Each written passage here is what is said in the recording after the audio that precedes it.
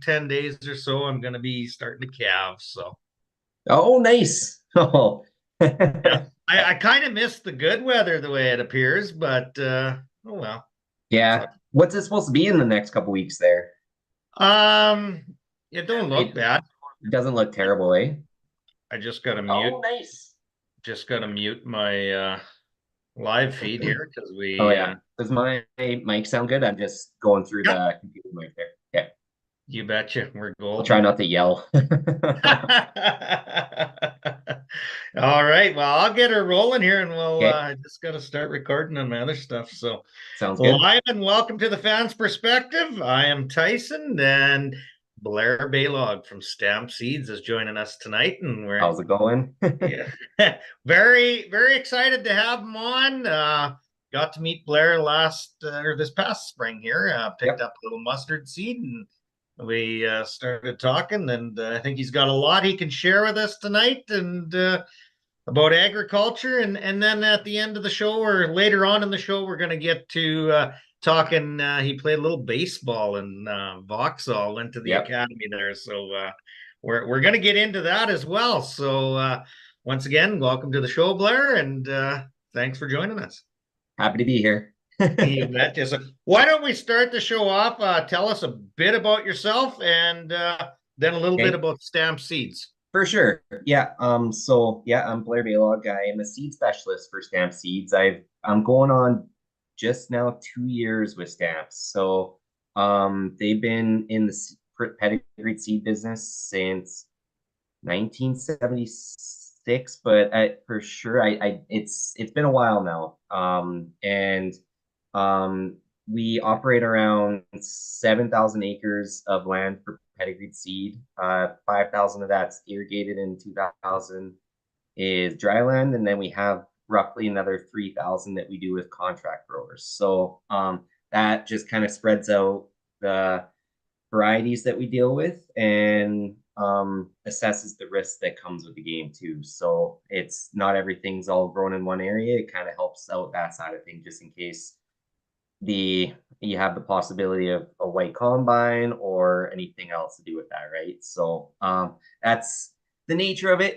We handle a lot of different products, all your cereals, spring wheats, barley, rye, triticale, flax, mustard, as you said there. And then we also get into the pulses where we got lentils, chickpeas, faba beans, peas, and then yeah, that's kind of it right there. So it's a lot to go through. There's a lot of different varieties, a lot of different fun stuff that we get into, but it's keeps us busy.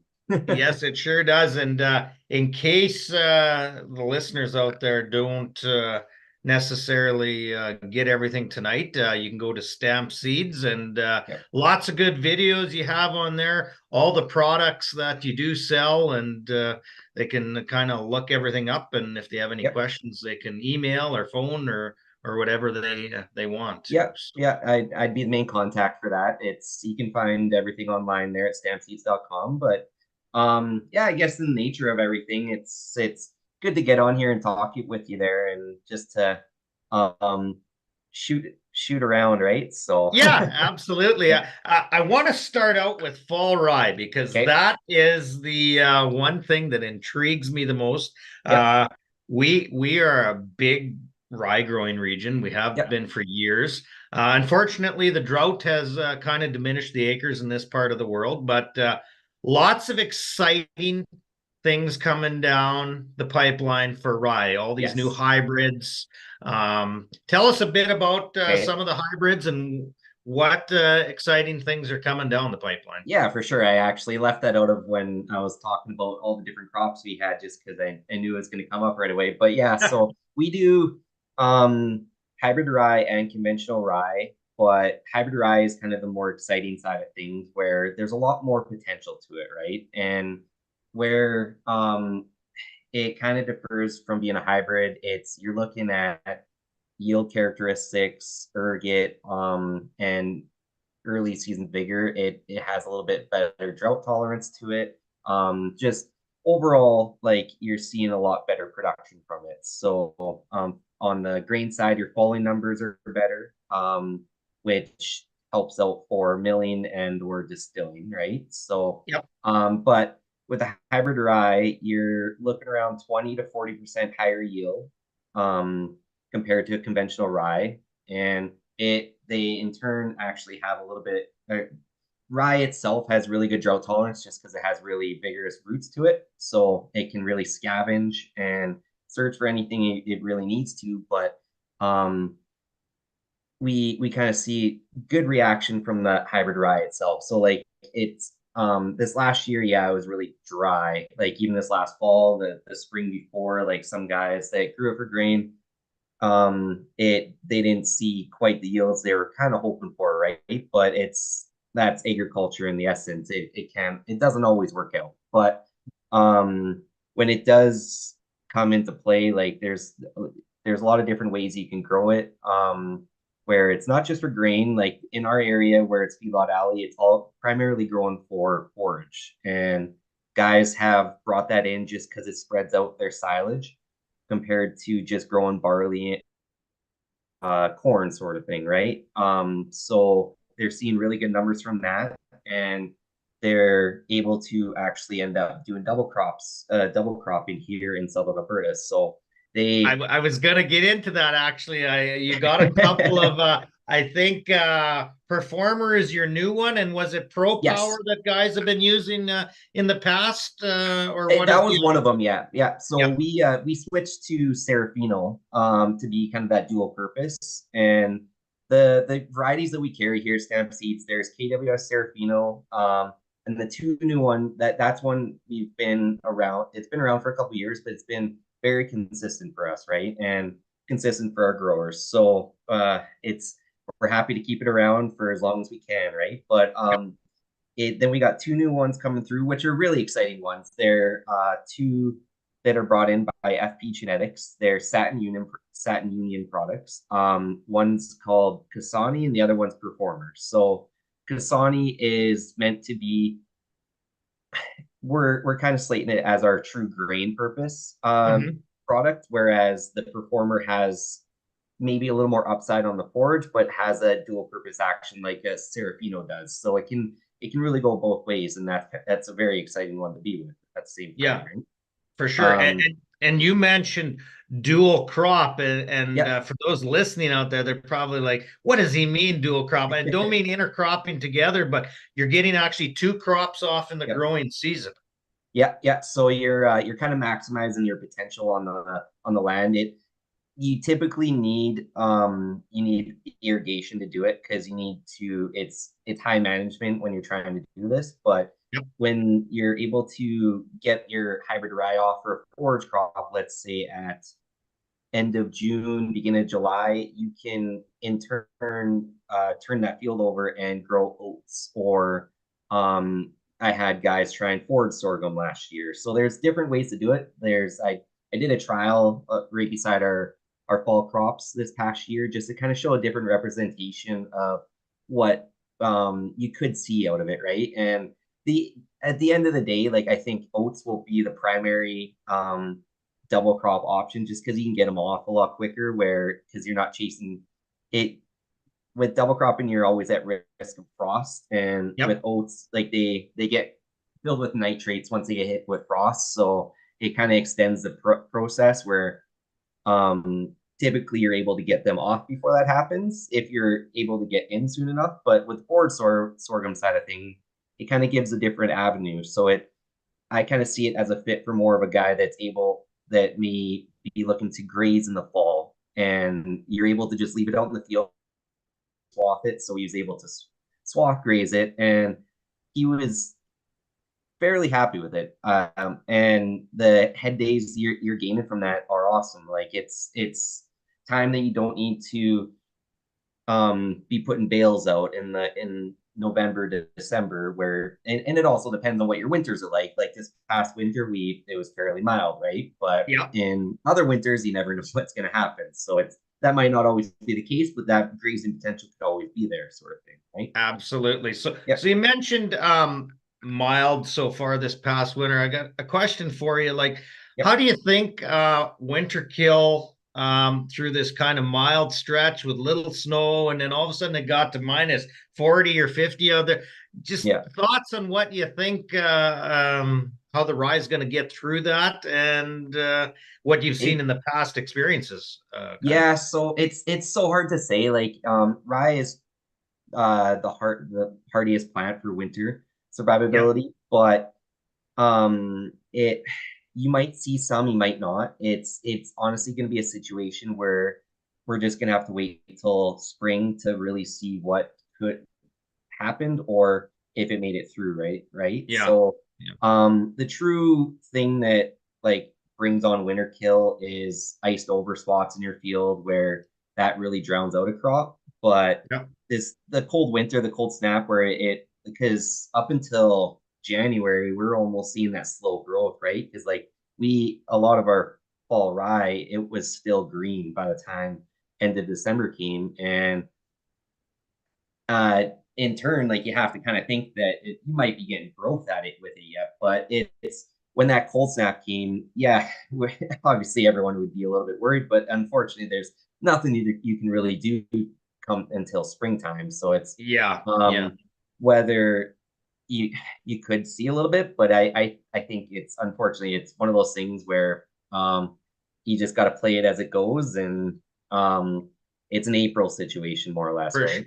for Yeah. sure. And it was just a short window of cold. It's not like we Yep. had Yep. minus 40 for a month straight or anything. I mean, No. we were a week kind of, and then things kind of turned around. And I mean, And we weren't completely bare here. I don't know about you guys in Lethbridge, but we weren't completely bare here either. yeah, and that snow will also help because that'll help insulate a crop. So that could help, like, could have saved it. Honestly, if it was wide open, I it's hard to say. Like, Yeah, since the crop wasn't dormant, it that could have just made it dormant at that point, right? So it's um, I, I don't know. I don't know if there's a perfect answer to it other than just we have to wait and see. wait and It's see. yeah, I, yeah. I always call rye the Mike Tyson of fall crops because it's the toughest It thing is. out there, and Yeah, it can really take a punch it because can. Yeah, we've seen some awful conditions, and rye seems to make through come it. on in the Yeah. spring and Yeah. make it through. So Yeah, and that's another thing why like with hybrid rye, they're like it's sold in units, not in bushels like typical crops. So like yep. a unit is 1 million viable seeds. Okay. And typically in the past we've been going at zero point 0.8 units per acre, which I guess accounts to about 18 plants per square foot. But we've actually noticed that if you increase your seeding rate to 1 unit per acre, like you have more plant counts going into the winter, and that gives you a better chance at a better crop coming through into the spring, right? So like at the end of the day, you could always see a little bit of kill here and there, but if you the more you go into it, the better off you are. So Yeah. and that's always like seeding rates are also based on timing of when you get the fall crop in. So if it's a little earlier, you can go a little bit later because it's going to tiller out. Yep. And that's a nice thing about rye is it really tillers out, right? But Yeah. the later you're stretching it, the more you want to kind of up that seeding rate so then it can fill in quicker, right? So Yeah. For it's a sure. fun game, and it's a fall crops. I mean, it's a short window. It's a quick little season. Like we're um on the seed production side, depending on the year, if it's new crop type year, it's we got to get it off, we got to get it cleaned, and we got to get it prepared right away just for customers. And that's not a long window, but it's I know the farm team they work their butt off for it, and we're thankful for it. So it makes it fun. But Absolutely. And so you had a seminar about fall rye here. I yep, don't know, it was about the 25th of January or something like that. it And was. I Yep. did watch it, but the one thing that stuck with me through that seminar was you talked about the tillering of the hybrid and how fast when it gets started in fall, how the remarkable jump it makes in a Yep. short period of time.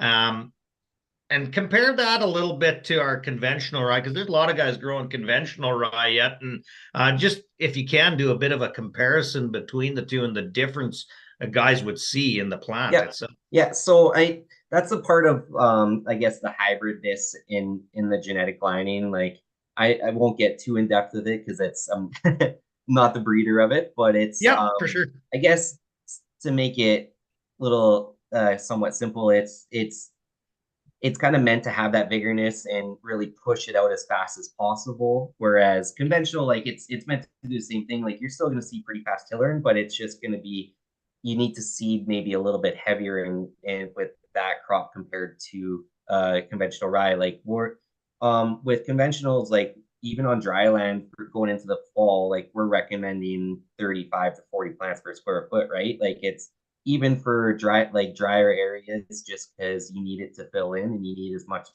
plants to go into the new year, right? But Yep. with hybrid rye, you're able to keep your counts down. So like 1 unit per acre turns into 22 plants per square foot. So it's a lot smaller seeding product. Like unfortunately, it is a little more expensive per acre, but that's you get a lot more return from it, right? That's what I was going to say. You're going to get it on Yeah. the backside with yield and tonnage, whether you're Yep. baling it Yep. or Yep. combining it. And one other question that came up: seeding optimum time in your experience, kind of dates of when you target to get it in the ground.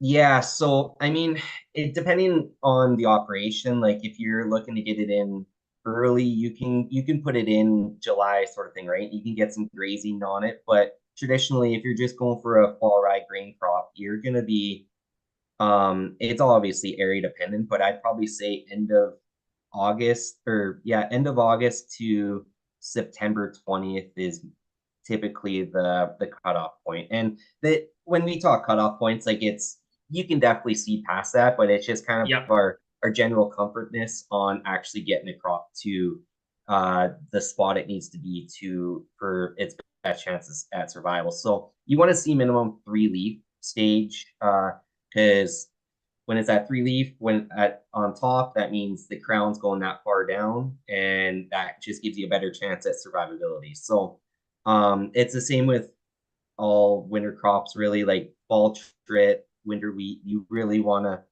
to get them going as quickly as possible, and that's what I guess makes fall crops kind of tough because depending on the farmer's situation, like and depending on what harvest timing is, it's a quick turnaround, and sometimes it doesn't work out, sometimes it does. So Yeah. Yeah. A question that I thought of while you're talking here.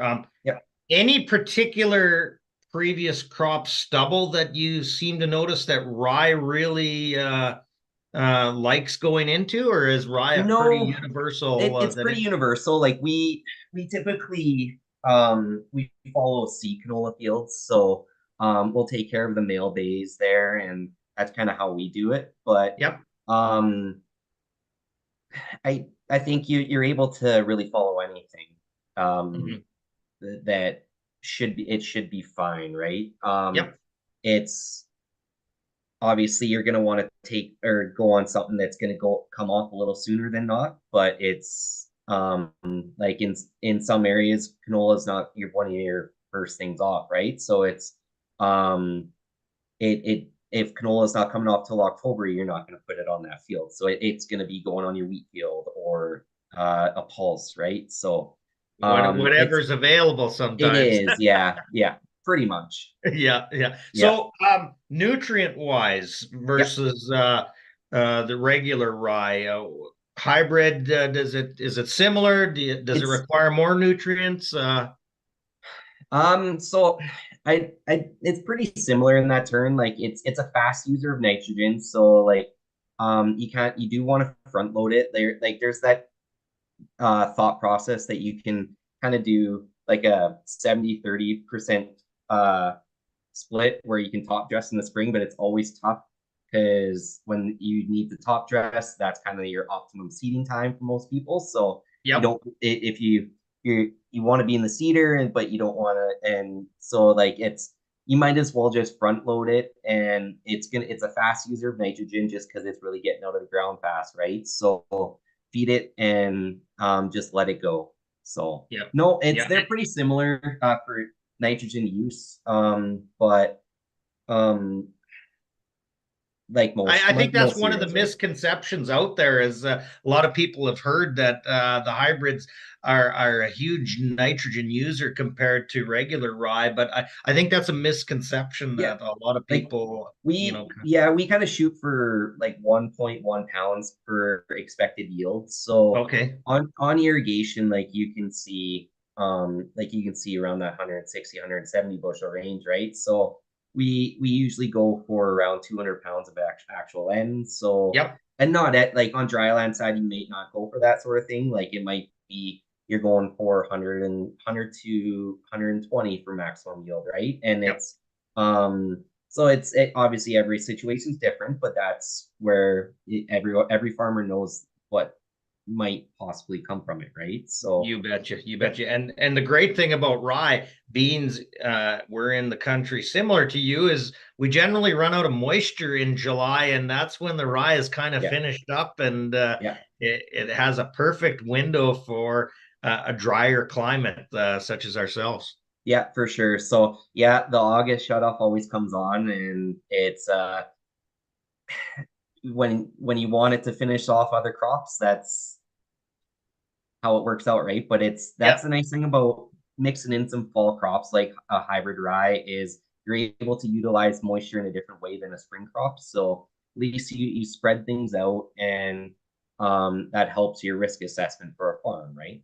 for sure, for sure. So, Yep. okay, we're going to switch gears on. We're Yep. going to go to a little bit different crop. We Okay. talked about a little bit of hybrid fall rye.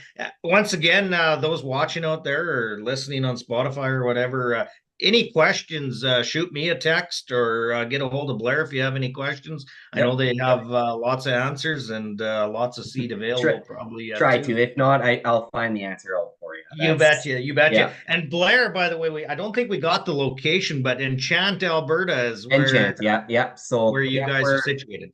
we're an hour northeast of Lethbridge in southern Alberta there. So it's just like 35 minutes north of Tabor, and it's a beautiful little town. A great facility too, and Yep. super friendly people working there. I Yep. remember the first time I went there, super impressed with everything about it. So, want to touch now on a little bit of yellow mustard. Yep. We've grown a Dante in the past, and there's a new variety out called Yellow 80, of course, and that's something we're going to this year. But tell us a little bit about the differences and what you see. Coming out of the new Yellow 80 Yeah. crop, I Yep. guess. So it's an exciting product. I know it's been around for a couple years, and it's just starting to really get its uptick now because um guys are starting to see the value of it. And your tip for the yellow 80, you're around a 10% yield jump. Obviously that comes with a little bit of moisture. If you are seeing average to below average, it's going to be work out to be similar to an Andante, but I mean, at the end of the day, there's that upside there, so that um, can really help you out at the end of the day, right? And Mhm. what comes with the hybrid or yellow 80 is it has really good early season vigor, so it fills in a lot quicker. So the one thing with mustard is there's not a lot of in crops that you can do. What we do on ours is we typically front load it with edge and authority to really take care of our alleviate our kochia issue, and Yep. um, from there you kind of get a lot of you got to let the mustard kind of take over, and so you need to seed a little heavier. You need your seed around 10 pounds per acre. And um, like some guys might go a little lighter in that, and that's completely fine. It's every farm and every situation is different. But that's kind of what we recommend is 10 to 12 pounds. And it fills in really nice and really even. It's mustard itself is pretty drought tolerant, so it can handle some fun situations, right, that we've been dealing Yeah. with for the last couple of years. But it's obviously everything comes to um a I situation think like, and nothing will grow with no water. So it's no, yeah, and I think like in our area for sure, the toughest part is getting it started. yeah, If we can yeah, get it established, you talked about kosher. Well, it's like a kosher once it gets going. yeah, It's to get that, right seeding time where the top moisture is just perfect, and For that sure. Yeah. it starts and establishes itself. And once it's established, watch her go. Yeah, no, for sure. So the one thing with the yellow 80 is it's not a full hybrid, it's a composite hybrid. So with the yellow genetics, I I, I won't get into it too hard, but it's I guess they weren't able to do a full hybrid with it compared to the brown. So the brown is a full hybrid, but Okay. and that one like with expected yield, like you're seeing similar to a hybrid canola, which kind of really makes it exciting. Yes. And now they brought in so that was the Brown 18, and now they have a new one called the Brown Elite, which matches the milling quantity or qualities of what a Centennial mustard would. So that helps out the end user side of thing, and that's going to be an exciting one for years to come yet. And honestly, between that mustard 21, they're coming up with a lot of great things, and they're awesome to work with. So it's been an exciting one. I'm excited to see it on your farm there. So You betcha. So let's switch over. I yeah. got your web page up Oh here, and I'm yeah. just gathering stuff as we go. But um, spring wheat and durum, anything new and exciting? Any varieties that really kind of caught your attention a little bit, or Of course. Yeah. it,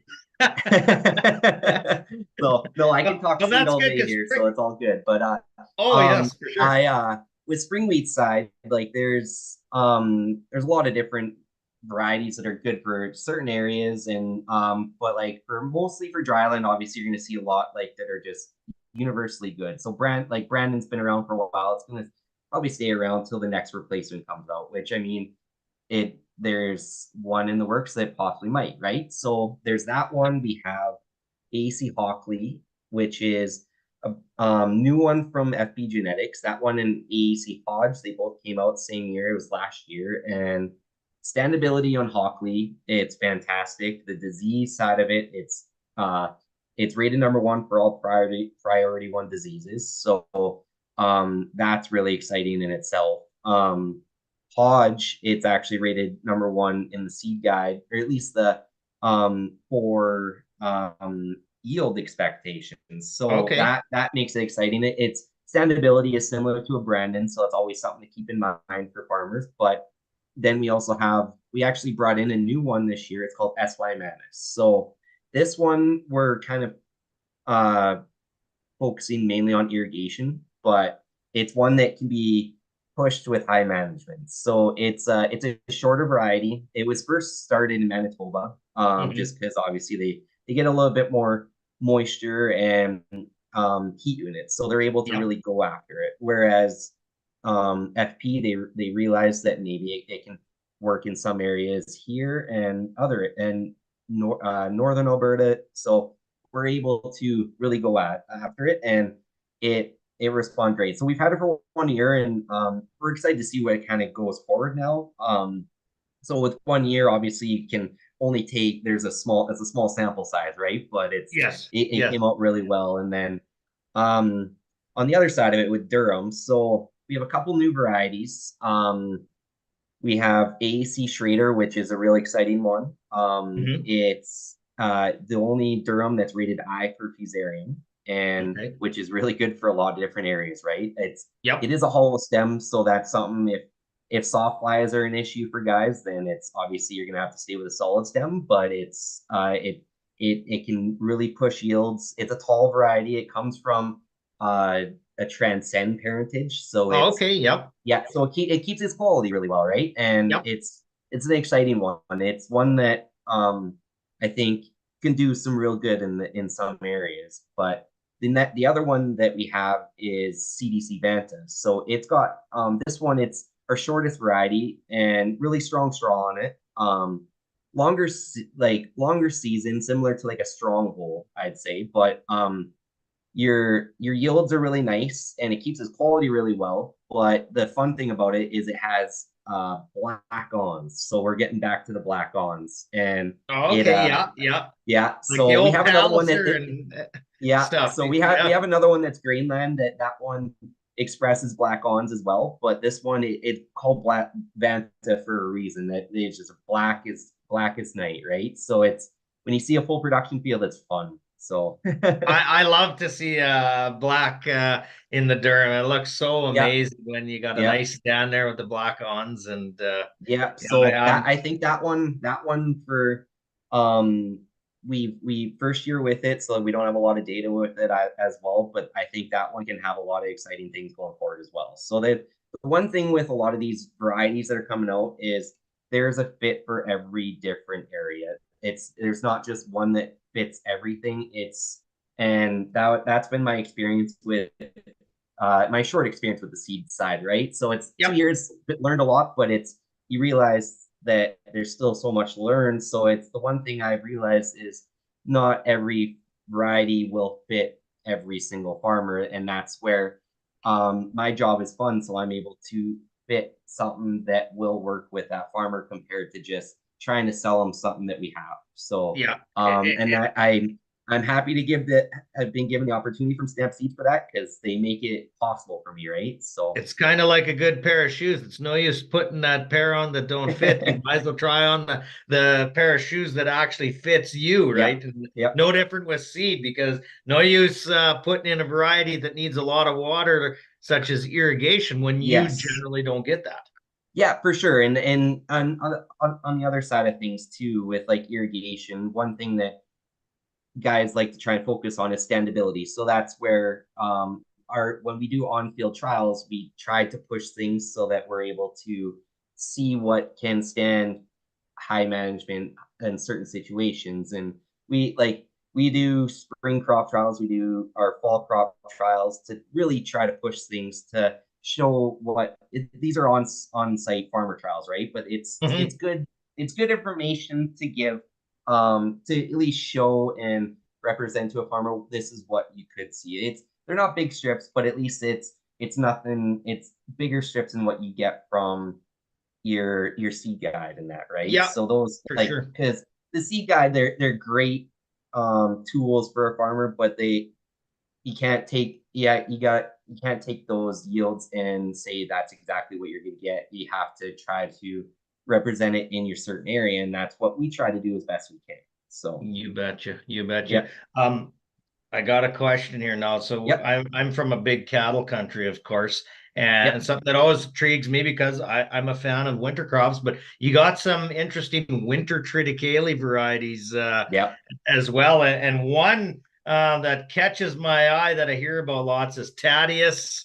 Tedious, yeah, yeah. Yeah, Yeah, yeah. So so this one it's registered as a forage only, and that's the exciting part of it. It's just but it's a short variety, but don't be fooled by that because it will perform like crazy. It's got big heads on it. Triticale is a fun crop type for that because the heads you see from those crops, it's fantastic. We'll get into the spring triticales after, but the tedious. It's early.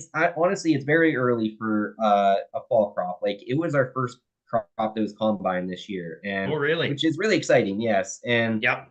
even on the forage side, it was within 2 days of a hybrid rye, which typically you're seeing hybrid rye is going to be first ahead all the time, and that's what makes it exciting for guys and gives them that opportunity for other things, right? But tedious, it has the maybe it's not exactly lined up to a hybrid rye, but it's pretty close, and it could give guys opportunities to try other things. So Yeah, and I always find the fall crops exciting because you got multi uses for it. If you're a cattleman yeah, or whatever, you can yeah, do the grazing thing, uh, exactly, yeah, and also it has good results in production for yeah, forage for whatever you may need it for. So yeah. that's what So excites me about the fall ones. 100%. And the one thing to keep in mind with like grazing fall crops is if you're going to do it, you got to do it early on, or else if those awns get pretty wiry, Hmm.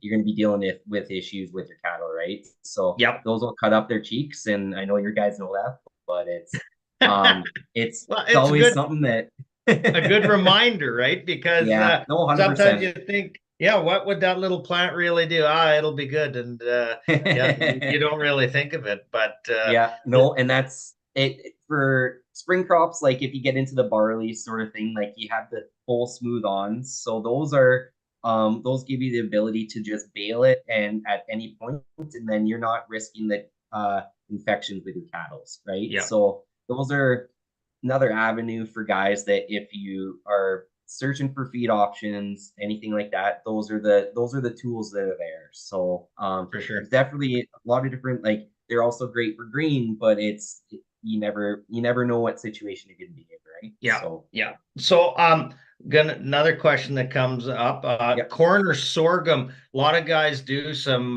grazing with that yep. product, and what do you kind of see there for varieties and feedback of what you've heard from guys who use sorghum versus corn and what they're kind of preferring? Yeah, so I mean, with the sorghum, like you're obviously the one thing with it, like especially with the varieties that we use ourselves or we sell, they're Yep. not Roundup ready. So if you're trying to go full season and keep your field clean at the same time, because you're not putting your cattle out till after ears get fully developed, right? So you're gonna want to keep it clean and as best you can. You might just do one crop sort of thing, but Yep. you give a little bit more tools to it with corn. Obviously, corn is a little bit more cost per acre compared to forward sorghum, but Hmm. both have their uses, right? And I think both are going to be great for grazing potential. It's you could try a little bit of both. You could try, like, we represent Thunder Seed, and what the nice thing they have is they have highly digestible products that um they're called HDRR, so they're bred specifically for forage. You can't take these for grain at all. Like the kernels, when you process them, they just break down. So the idea with that is there's less wastage going through out the back end of the cow. So then you're getting more return for what you're kind of trying to grow. Whereas like if it's just a traditional dual purpose, you're gonna see a lot of kernels in the cow patties. So Yep. um, I see a lot of opportunity on those. And for grazing side, I think they like that. There's the um what was it? The ear is a lot lower on those plants compared to dual purpose. So then there's less lignin in the plant above it. So then there's Hmm. more digestible material. So that's cows will also like that. I mean, the cows will graze it down to the bitter end, but from what I've seen is cows will start with the ear and then they'll chew off the rest of it. So it's the candy first, right? But it's Yeah. just Well, like humans, but who eats the French fries if the steak is there, right? exactly. And I mean, we could talk about varieties all night long. You guys Oh, yeah. got so many, and Yep. if there's something we haven't covered that someone is interested to in, like I say, please call Blair or Yep. you can Yep. text me. I got Blair's number and email too, and you can find out some information about that. But For sure. Yep. I want to quiz you. Yep. I hear a lot of stuff, and maybe you don't even know the answer, but irrigation reservoir levels out in your part of the world. Any truth to how low some of the reservoirs are out there? Yeah, there is. I mean, there's a lot of information starting to come out now, and it's though irrigation the reservoirs are low, but the one thing I think that's starting to worry some farmers is snowpack. Yep. Because there's not going to be like it's a lot lower than what is typically there, right? So For this time of I year. mean, we still got a lot of time before that comes, so you never know, that could change, but that's going to be the biggest kicker, I think. And it's going to make some decisions for some guys, but I mean, that's each farm's going to Well be into the different on how they future. operate it. It's Yeah. it like there's going to be situations where they could be moving allocation around to field sort of thing. So but I mean, until that date comes, they're gonna run it like they usually would, right? Yeah. So, Yeah. and I mean, yeah, it's with the reservoir side, it's unfortunate, but it's what we're given right now, right? So you just got to kind of Absolutely. deal with it and Go figure from it there. out. So, Yeah. And you yep, talked about allocation of what to do from yep, field to field. And you guys have a great chart that you sent me in email, and it come out with some of your stuff about rough yields, expected returns, net Yep. returns for all the crops, and what a useful tool there that you guys have worked on. And I mean, it's different in every area for everyone. Yep. Depends what you're putting down for nutrients and chemicals and all that. But it's a great guideline for someone who's kind of looking at things, and it gives it a basic guideline to what to go by. Yeah, for sure. Yeah. So Greg was the one that created that one, and it's the yields that were brought into that. It's kind of just a rough idea, and on the market side, it which I mean that always changes, right? But Yeah. it just gives you like a cost breakdown and what you could see from different crop types in a given time frame. So it was an awesome thing that Greg created, and I know I look back on it every once in a while just to see like what possibilities are out there, right? So it's at the end of the day, I think rotations should always be you shouldn't really try to go overdo yourself for certain things. You should just stay true to what you're good with farming, right? So Yep.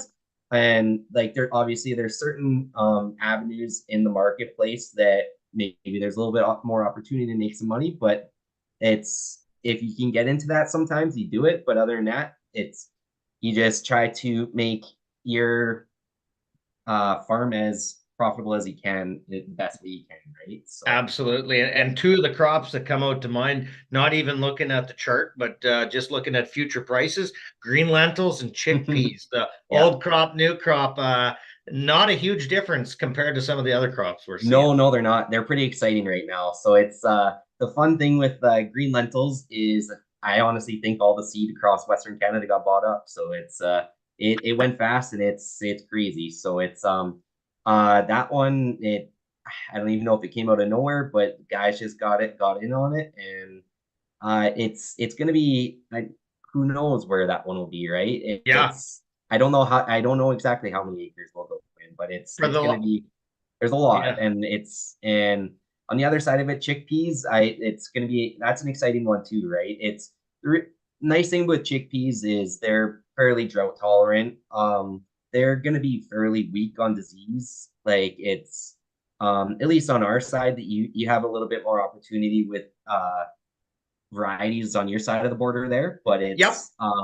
it's but Only but in I mean, Saskatchewan, they well, say, eh? that's exactly it, right? But it's an exciting opportunity for some guys, and it cost for seed honestly right now it is fairly high. We'll say that, but Yep. it's an investment. So it's if you want to try and get into it, it's one of those things you gotta Yeah. realize it's gonna happen. I think guys got to look at it as a long-term investment. Of course, Yeah. it's not a one-year thing. If you're growing certain things, you're looking over time. Your Yes. Yeah. varieties. Yeah, for sure. I mean, yeah, in some avenues and in some not. Like it's like with the green lentils, like those the ones we sell at least they're clear field, right? Yep. So those are one shot deal.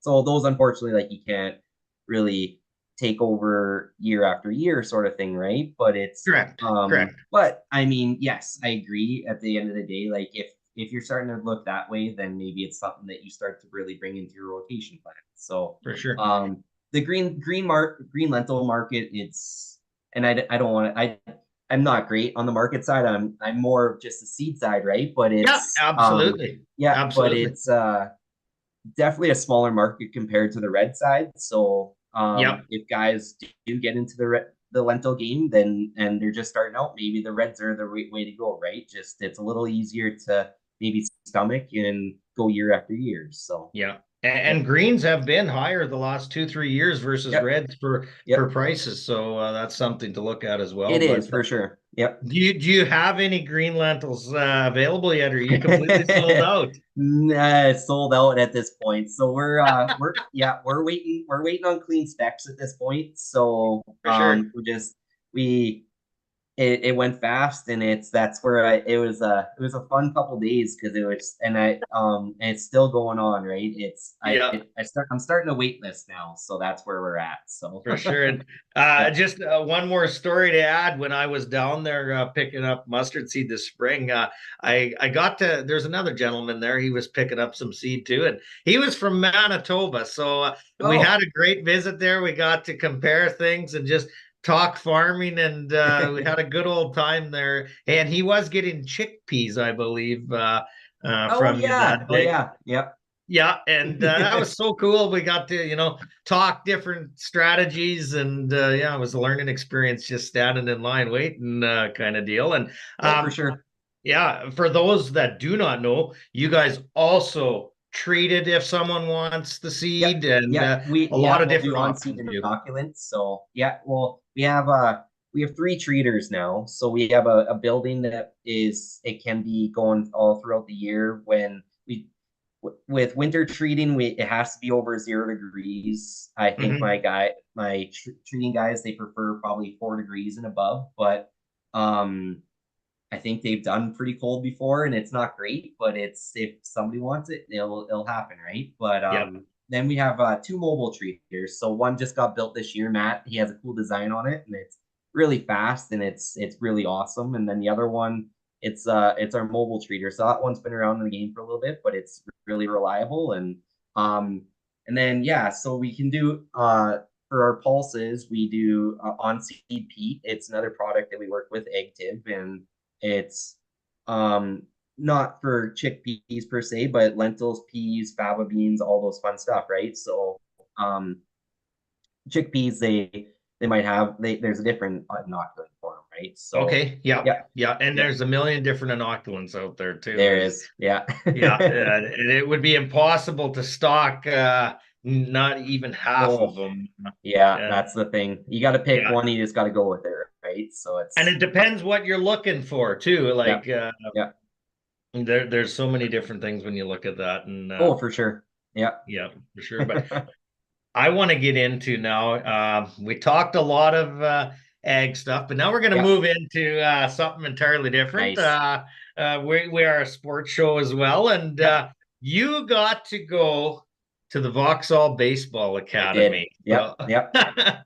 how did you, or when did the decision come that you decided to go there, and tell us a bit about uh, Yeah. what it was Okay. like leaving home and heading to the academy? Scary as hell. Now I'm only an hour away, but it's just a young kid, right? I went through the process. I actually tried out twice for it. So when grade I was in grade 9, I tried out for my grade 10 year, and there's only so many guys that go for a 3 year stint. I tried to be one of them. I wasn't fortunate to make it that year, but then I got the call back the following year. So you typically, like, especially for local guys, they'll put you through a workout to see what you're like, right? And I was there from 2009 to 2011. So that would have been, I believe, year 5 and 6 of the program. So now it's been going for, I think it's on year 15 or something like that, right? Or maybe a little bit longer, but Geez, you're it's been aging good. yourself now, Blair. I know. I got talking to one of my old college classmates today, and I was just like realizing, oh my lord, that's a while ago now, and it's time flies when you're having fun. But Absolutely. yeah, it's no, Vauxhall was a great opportunity. It's when I first started out there, we were still building with farm families and families from the town, so I got to meet some really fun families, live with them. I lived with three different families. In my stint there. My first family I lived with, they moved to Lethbridge halfway through the year, so then they had to pivot and quickly find us some other people. So we moved in with a couple teachers that just moved in, and Okay. I was living with another one of my teammates at the time. Not everyone had a roommate, but it's mine was a kid from Okotoks, and really great guy. It's you learn a lot about a guy when you're especially, Together and you all learn a that lot about time, right? yourself when you move out, right? It's, as a Yep. young kid, it's good to really, I saw it as a chance to push myself. So it's it it's obviously it was scary. It's when you're young and you're just used to being around your parents, your family. It's but if you the way I looked at it is if I wanted to kind of chase that dream and go to college ball in that at one point you're gonna have to do it. So Yep. um in Vauxhall on honestly it was I always think about it and it's funny that I work 20 minutes away from it now because Yep. don't know I don't get there much, but it's fun to be around it still and it's fun to be a part of the uh the alma mater pretty much because all the guys that go there we still stay in contact and You're it a creates kind family. of a brotherhood, right? So Yeah. Yeah. whether So when you oh go on. when you went there, like Yep. so you play ball year round when you go to that Yep. academy, is that Yeah, correct? you do. Yeah. So So so what do you do kind of in the winter months? Because Canada, of course, we got the winter months. So what do yes, you I do there? and I don't know if they still do it this way, but when we were there, we would like obviously you play your summer ball, and depending on where you live, like beforehand, like you could be playing spring league into summer ball, which is typically travel leagues for most guys. But Yep. when we got there for the school year, we played. It was our fall league, so we played PBA, which is the baseball or college team in Lethbridge here. Then there's also Hmm. the other academies that started up. So there's Hope's Dogs. There's more now. Like there's the Badlands that opened up in Oyen. Yep. Edmonton had a team at that time, the Edmonton Prospects.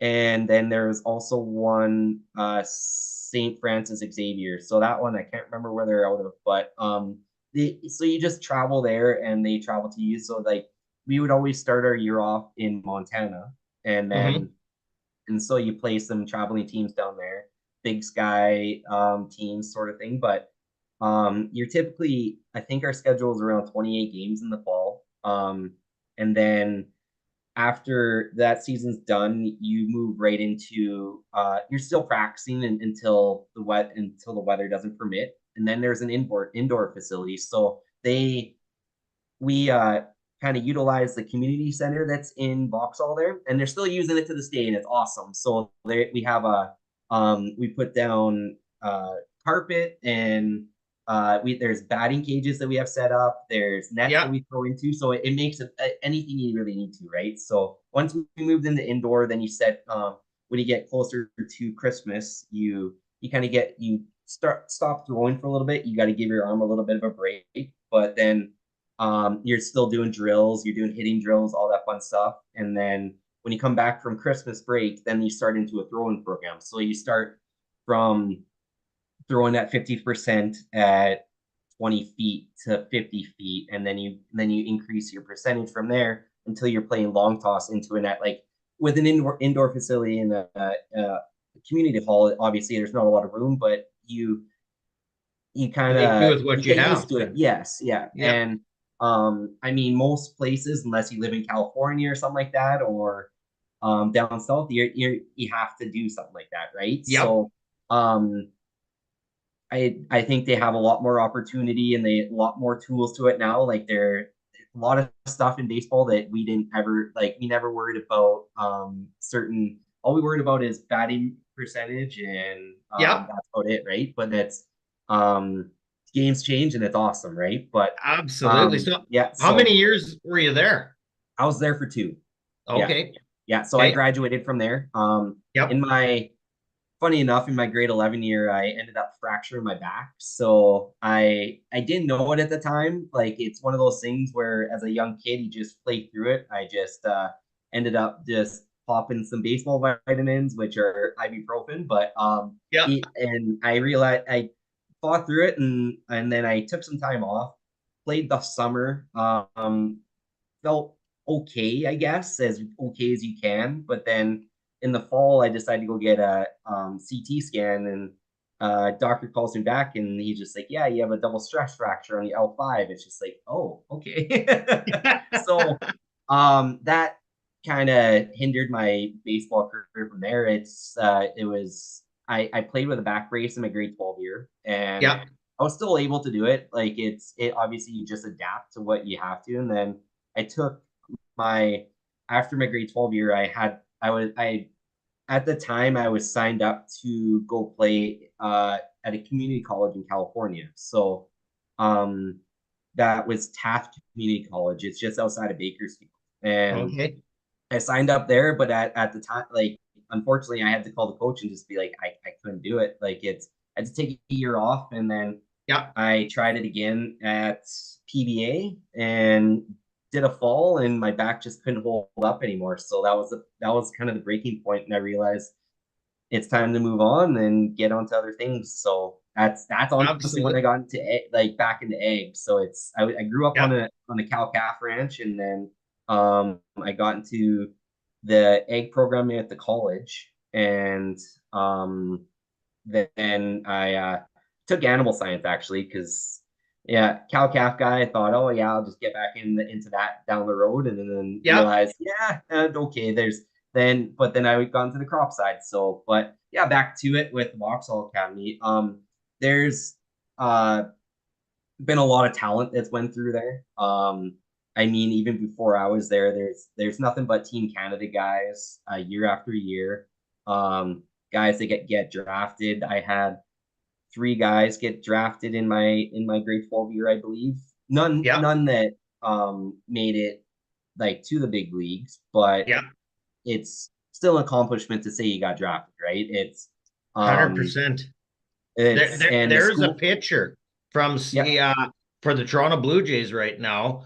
He's in the minor leagues, but he was traded from Seattle in the Teoscar Hernandez deal, who pitched in Vauxhall. yeah, that's there. There's a second baseman as well.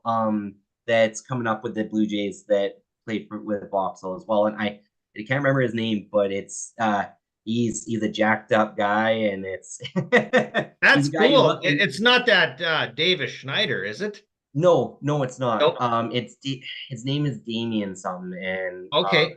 yeah, he's on the active roster coming up for spring training actually. So Oh, okay. yeah, so that could be that's fun and exciting right there. Absolutely. Yeah, but no, I think in the minor leagues he's just been dropping bombs. So it's um I th It's, I think it's just he's kind got a of a lot of cool upside for him. connection, right? What? Like it's a Yeah, cool connection, it right? Like is. small Yep. town Vauxhall to the big lights of Major League Baseball, and Just shows you anyone if you work hard enough, anyone can do it, right? It's I mean, yeah. obviously you have to have a little bit of God-given talent and maybe a little bit of genetics to it, but it's So, um what position did you mainly play? I was a second baseman. Okay. I was a two-way. Like I pitched. I didn't throw insanely hard. I'm not a tall guy by no means, right? But it's Yep.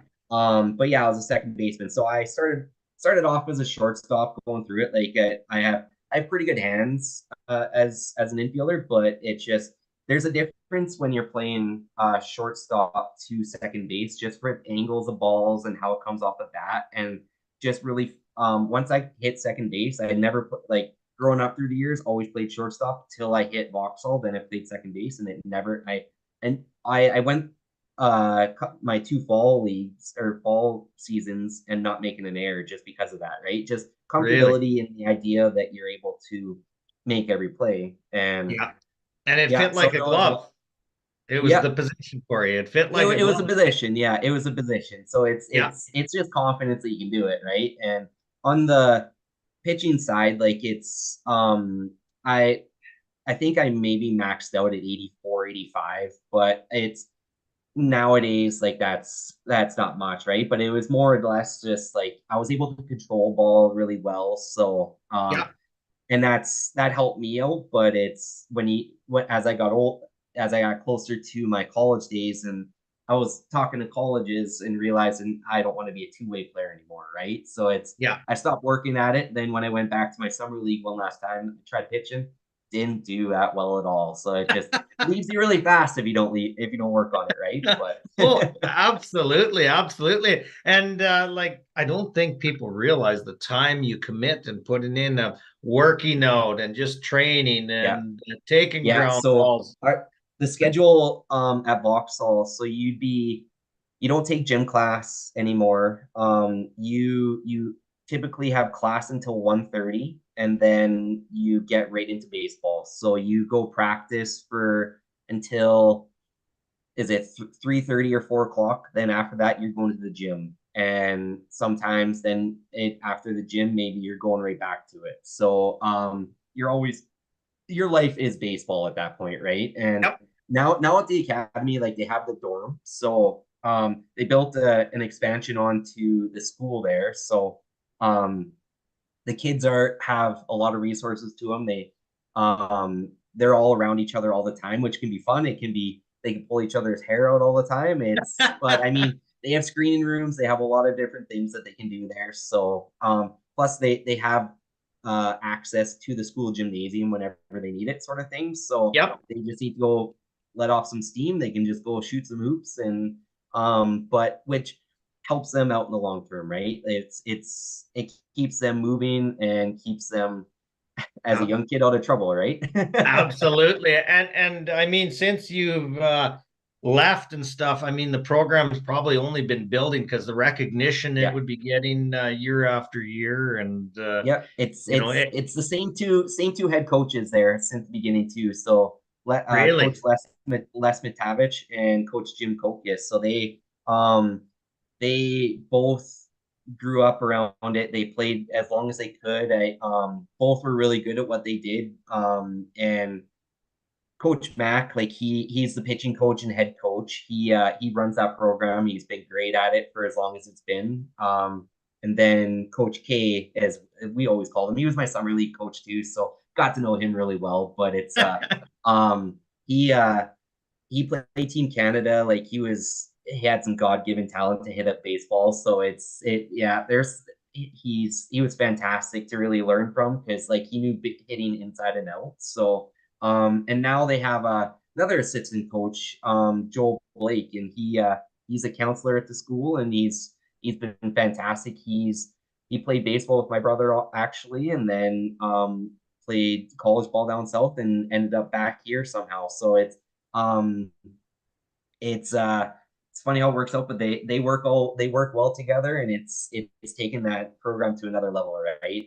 for sure, It for sure. just it's gives the ability to increase talent within Alberta. Like the more of these academies that get built up, the better you're going to see baseball become. So Yep. that's where I see like um when like World Baseball Classic happens or something like that. That's we're able to compete now because we actually have true baseball players compared Yep. to back when Stubby Clapp played, right? It's there's talent then, but it's nowhere near where it was now. So No, and I mean, without yeah, those academies and stuff, it would have been such a short season because of yeah, our weather and stuff. And yeah, you would be going up against kids that play ball year round versus kids yeah. that play ball from spring to fall kind of deal. I saw that when I was younger. So I there was a traveling team I used to play on. It was called the Spitz Canadians actually, and we used to do a fall trip. This would have been when I was 13, 14. We used to do a fall trip to Vegas, California, and when you got down there and played in those tournaments against some of those kids, like there was a world of difference between what we could do and what they could do. Because like we thought we were good going down there till you see what you're a dime a dozen, right? It's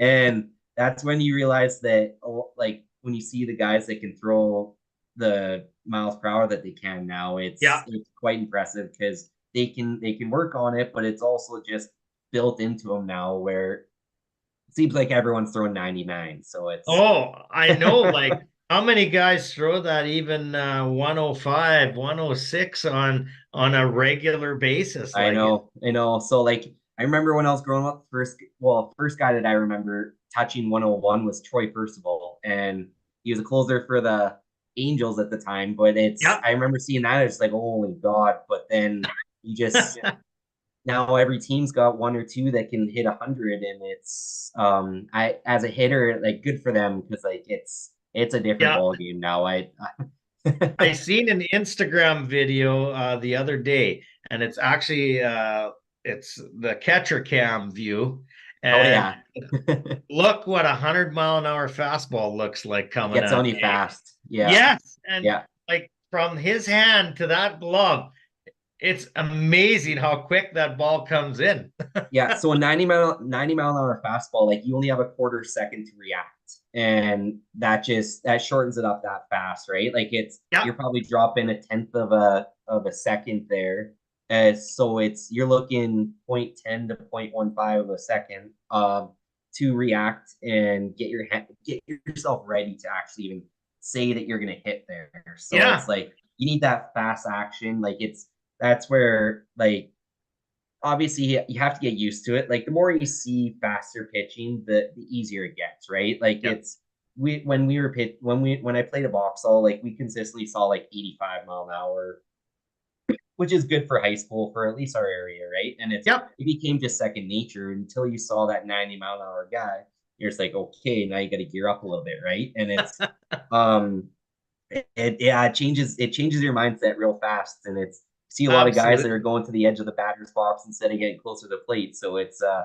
um no, it's Uh, it's a fun little situation because It it's is. It is. And yeah. I love the mind games of baseball where the hitter, he's thinking fastball and the pitcher throws him an off speed, right? And it's like, oh my goodness, you made that hitter look so bad. Yeah, And it's, and that's honestly would be the toughest part about seeing a guy that can throw 99 is because you're expecting that, and then he yeah, throws you. A lot of those guys that throw 99, they have 85 mile an hour sliders to 90 mile an hour sliders, which is insane. But it's to try and change it up to like react and possibly hit that. It takes a special talent, and that's where like you see a lot of these guys in the MLB now that are just turning on that with no problem. yeah. It's Well, they're special. Like they it's are the game is at the best spot I think it's ever been. And I for think sure. it's only getting better, honestly. It's now with the rule changes that's in the MLB, it's kind of bringing it back to where it was before instead of just being just straight all you're trying to do is just swing for the fences, right? Now it's a little bit more of a game compared to what it was, but that's at least the way I see it. But I like small ball. there's Like I like to see yes, sacrifice yeah, bunts. I like to see all that kind of stuff. And one pitcher I enjoyed watching was Jordan Hicks when the Blue Jays got him last year. Different pitches he had yeah, yeah. as a My back Giants just end. got him. Yeah, as a Yeah, back end closer. And wow, like that's unheard of for a closer. Usually a closer has two pitches, maybe yeah, three at best, and yeah. Jordan had six. Yeah, he just signed. I'm a San Francisco Giants fan. My favorite player is Barry Bonds. So, Okay, yeah, yeah. yeah. So that taking it way back there, but it's it he Jordan Hicks just signed with the Giants there, and they're actually making him a starter. So, well, I'm excited to see what that turns into. Yes, But for sure.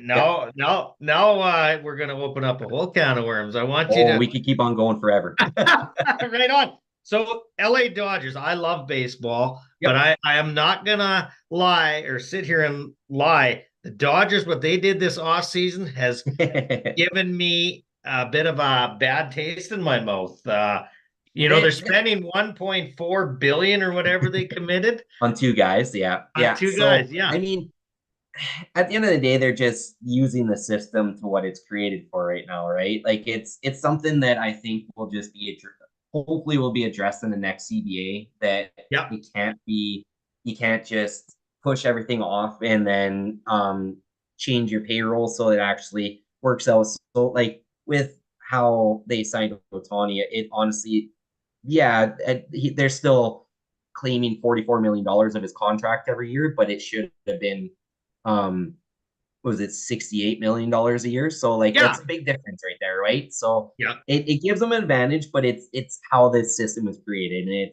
they're just the first ones to realize, hey, we can do this. Maybe they're one of the ones that are have the only ability to.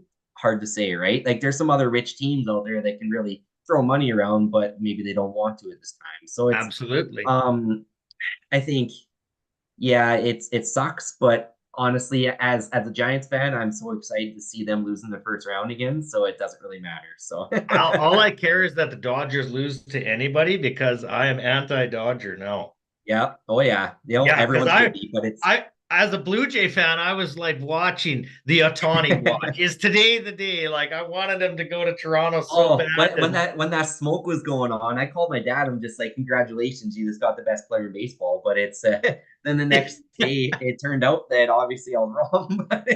Yeah, well, that plane was supposedly leaving California and it's heading to Toronto, and it Yeah, turned out to be a Shark Tank guy. I And mean, if that was a turn to try and get more money out of it, that was a genius deal, right? Like it's absolutely, at the end of the day, a lot of those guys you have to try to maximize as much money out of it as you can, and if that got he him did. another, He let's say, did. $100 million, that's pretty Yeah, good. exactly, exactly. So, as a fan, like Yep. myself personally, I like salary cap versus salary management, or Yep. salary tax that they have in MLB. Do you ever see or would like to see a salary cap in baseball, like some of the other sports? Yeah, I think yes and no. I don't know if there's ever an ability to actually bring that in now, just because everyone's so used to the luxury tax. Yep. They tried to, I guess, eliminate the idea that everyone would just have like $300 million payrolls with the if you have that over 2 years, you lose draft picks, right? But it's some teams push it. I do think that maybe it'd be a good thing, but at the end of the day, I still see I mean, as an ex player, I want to see those guys make as much money as they can, right? Yep. Um, I'm not worried about the money staying in the owner's pocket. I want it in the player's pocket. That's where I see it, and um, I think a salary cap would be good, but you'd have to watch how much it is because like you'd have to make it to the point where um it it allows that spending that you can still do for big players, but with the salary cap, like in hockey, there's also the salary floor, right? So Yes. Yes. there's teams like let's say the Oakland A's that never get close to that. Like I think their salary or overall salary was like $34 million or something last year. So it's they do, Mike Trout makes more than them. So it's like um I know. I know. It's a sad which is pretty situation, crazy. right? Yep. It Yeah. it So is I mean, you're because always going to run Oakland. into. Yeah, Go ahead. we're cutting in each We're other. going. You But go first. You go first. okay, Oakland. I mean, as a fan of Oakland, I feel sorry for them because they're never really. They're always building. They might have a 2 or 3 year window once that team is built before they have to move on from them. So I feel their pain in that point. But I do see problems where Oakland will never reach that salary cap floor that you would talk No, about. no, and that'll comes from ownership, right? It's some teams are blessed with a guy that has endless pockets almost. So it's or guys that are willing to risk it a lot more than other guys. So that's where teams like Oakland or even Tampa Bay, let's say, right? They have to win in a different way. Like Oakland, honestly, they were really good for a long time. Like you look back to let's say Moneyball days, like when they had Barry Zito, Mark Mulder, and Tim Hudson, like they had the best rotation in baseball, but Yeah. obviously they weren't able to keep them around. But um, they were able to keep on feeding the system. And I think what's been lost in the last little bit is they traded off too many of their prospects in previous years, and now they're kind of paying the repercussions for that. So teams like that, they have to really build from the bottom up. We're seeing that with Baltimore right now. Like a lot of young talent, and they're going to be good for years to come. Like their owner has come out and said he doesn't want to pay anyone, so they have to really build and build fast. And it's Yeah. yeah. I'm curious to see what happens because they are under new ownership. They sold about a week and a Oh half yeah, I ago. forgot about that. Yes, so they do have a new owner, and obviously he's got money because he paid $1.6 billion or something like that team. But talking about the Oakland Athletics, it brings back memories. Dave Stewart, Jose Canseco, Mark McGuire, Yeah. Ricky Henderson, Dave Henderson. That was a stacked ball team. Dennis Eckersley as the closer. Yeah. I mean, those guys won, and they had a lot of all stars. Oh yeah, that was a different type of game back then though. Like it's I honestly the stick like I know there's a lot of like bad moments with the steroid era, but I think Yep. that was the best baseball that was ever played because it brought it out of the depths. Like after the uh the strike in 90, was it 94? 94. Yes, that's the year the Yeah, Expos were the best team in baseball. yeah, and then and after that, like baseball is an all-time low, right? So like you have guys like Mark McGwire and Sammy Sosa that honestly the race for 61 that saved baseball right there. And I remember I would what was that 1998 that happened. I would have been 5 years old. I shouldn't remember it, but I do. And it's just because that was such a great summer. And Oh, so I no, remember it. the Oakland A's back then they were fantastic, and even uh, they they are a storied franchise, and it would suck to see them leave from Oakland, honestly, to go to Las Vegas. Who knows if that will still happen or not? Because they had plans for a stadium, and then I don't know where that's going to be. Like, so Yeah, if it well, happens, oh, go it on. kind of came out. One of the casinos sold their land to build a Oh, stadium on. Yeah, I can't remember. It's closing in April. But then I read something today that the mayor of Las Vegas said, "Well, the athletics would I be better suited to stay in Oakland." So I I saw don't. that. Yeah, Yeah, I I saw don't know that. what. So Yeah, it but might just be a lot of smoke, but it yeah, might be, but you're a Bonds fan, and I go back to one of the iconic franchises as well, the Pittsburgh Pirates with Barry yeah. Bonds and Bobby Bowe, and that was a tremendously. Drayback was on Doug Drayback.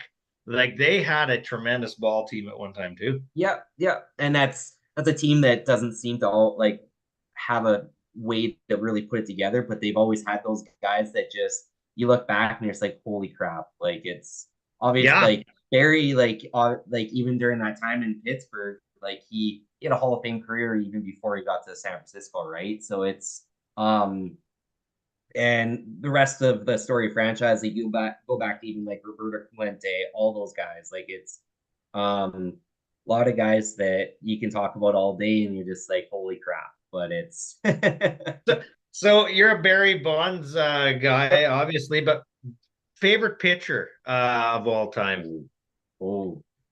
um, Greg Maddox. Greg Maddux, and that Yeah, was a team as well, right? They had Avery, they had Glavin, they had Maddox in Atlanta, all horses. Like that was a ball team. yeah. So the best thing about Maddox was like you look back at his stats, and it's incredible. Like the fact that he barely ever walked anyone, and it's it pitching like that just doesn't happen anymore because it was more of a craft than it was just trying to blow it by guys. Because like I mean, he still threw 90, but he was able to paint corners. He was able to move balls both ways, and just he really played with a batter. So it's um watching him. I mean, I was young when I was going through his career when he was going through his career, but it you see it and it's just like holy wow, because like that's just he was one of the last 300 game winners, right? So it's Yep, um yep. and that won't happen anymore either, just because like it's a different type of game now. It's like guys don't go those they don't get that many wins. They don't have that long careers compared to what they did No, before. no. Yeah. Well, even starting pitching, 5, 6 innings now. I mean, Yeah. and they're getting pulled. Years ago, 7, 8, a lot of complete games by your Yeah. starting pitchers. Yeah. It was honestly, I think it was kind of an ask of every starter that you had to go seven just to try and save the bullpen because bullpens were different back then too, right? Like there wasn't you had middle long relievers. You didn't have situational guys like they do now, where you have guys that are crafted to pitch just directly against lefties or righties or anything like that. Whereas back then it was just they had guys that maybe threw a little hard, but they were put into tough situations. They're just like, you got to figure out a way to get us out of this because we're in a hole and we need to win this game to get back on up on the road, right? So Yeah, it's yeah. Well, one of my favorite rules I like is when a relief pitcher comes in, he has to face 3 batters. That is a great new rule, I yeah, think. yeah, no, for sure, and it creates a little bit of creativity with managing now too, right? Because like before that rule came in, you're seeing a lot of um managers go one batter at a time, and especially at the end of the game where it gives the opposing team the ability to have a chance. Because I mean, if you're seeing a new guy every batter, it's all luck at that point, right? You Yeah, can't guess, you can't. It's just if you connect, you connect. If not, then it's just like say la vie, and you're trying again tomorrow night. So it's yeah, yeah. nice thing about baseball is you have a lot of chances, but it's Exactly. And TV does not want the 4.5 hour game anymore. They, no, yeah, no, 3:50, no. 3:30 kind of deal. Yeah, 100%. I went to a game in Seattle this summer, and honestly, even viewing a game with the this time clock changes now, Oh, like yeah. it's totally different. You have to pay attention the whole time, or else you miss a lot of game, and you're just like it's not what it used to be, where you used to be able to just sit around and just talk because it used to take 30 seconds in between each pitch, sort of thing. It's like Yeah, it's just go go go, and I mean, not every game was always like that, but it's kind of taken that little bit out of it, which is good because it. I mean, that's where we're kind of at with society right now, right? Where it's you need shortened up, and our attention spans might be a little bit shorter, but it just creates a little bit more excitement in a shorter span. So, for sure. the one For thing sure. I get MLB TV every year, and they do a nice thing. So they do compressed games the day after, so you can watch all the games in a half hour. So, and I know they Oh, do that with the wow. Jays at 30, but it's on Sportsnet. But it's you can watch all games like that, and it's fascinating because So takes all the side things out. But you get to watch all your San Francisco Giants games with MLB then too. yeah, yeah. Well, I could tell when you talked about baseball and Vauxhall and the smile on your face, I could tell the passion that you definitely have for the game and the Always will enjoyment be. you got out of it. Yeah. No, I'm one of many baseball players now that don't even touch a ball anymore. We all switched to golfing, so it's Yeah, yeah, yeah, it's just the tool of the trade. You got to find something to fill that little fix, right? So for sure, for sure. yeah, a lot of my ex teammates, yeah, that's all there, we ever do. But there's still compete in yourself, and you that's need a it, game that yeah, you still get to be competitive at. yeah. No, that's honestly it's a part of me now. Just growing up and competing my whole life, you need that edge, or else you just kind of you feel lost in a way, right? So Absolutely. yeah. Absolutely. Absolutely. But I thank you once again for joining us tonight. I could literally talk to you for 2 hours about baseball and all kinds of sports. Oh, we can do this again there. Absolutely. We Yeah. definitely will. And for those of you joining us late, Blair works for Stamp Seeds and he's the seeds sales specialist. If you have any questions about any kind of seeds you're looking for, wheat, durum, barley, fall crops, or whatever, he's the guy to talk Yeah. to. So, Yeah. more than Awesome. willing to help you out and a great bunch of guys as well. So. And they do a lot of other stuff, like a lot of interesting stuff happening at Stamp Seeds with research and Yep. all that Yep. kind of stuff. So, Yep. We're um, always trying something new, right? So, you betcha. And like I said earlier on in the show, any questions, shoot me a text or I can get you yep. Blair's phone number or just look up Stamp Seeds on the web and you'll find out whatever information you need. So. Yep. Yep. Yeah. Awesome. Any cool seminars that you got coming up for Stamp Seeds at all? Or? So I got another webinar next week on cover crops actually. So Okay. yeah, so we work with Imperial Seeds out of Manitoba, and they have a wide range of different crop types, legumes, grasses that can be thrown in as cover crops. Which on the cover crop side, those are also give you a lot of grazing potential, right? So Yep. that's where we see a lot of that stuff going towards is great, like putting it on for midsummer grazing side of thing for those guys. Whereas, but there is other things, other benefits you can see from. So yeah, I'm talking with one of their agronomists next week, Kevin Elmy, and yeah, if anyone wants to partake, it's gonna be a fun one, that's for sure. Absolutely. And if Yeah, they miss it, you all usually have them up on YouTube we do. Yeah, later yeah. on. I'll have that on up probably midday on. It's on the 13th there, so. Okay, perfect, Yeah, perfect. Well, if I have a chance, I'll tune in. If not, I'll sounds check you out good. after. But Yep. once again, thank you for joining us tonight, giving us the wealth of information through Stam Seeds, and also sharing your baseball story with us. It's been a pleasure. You bet you will. Take Yep. care. Thank you. Have a great night, and Yep, you too. thanks for coming on. Yep. Yeah. Take care. Bye. You bet. Bye bye. And that was Blair Balog, Stamp Seeds. Great guy. Great show it was. And I'm going to leave you with tonight a final thing of Paul Harvey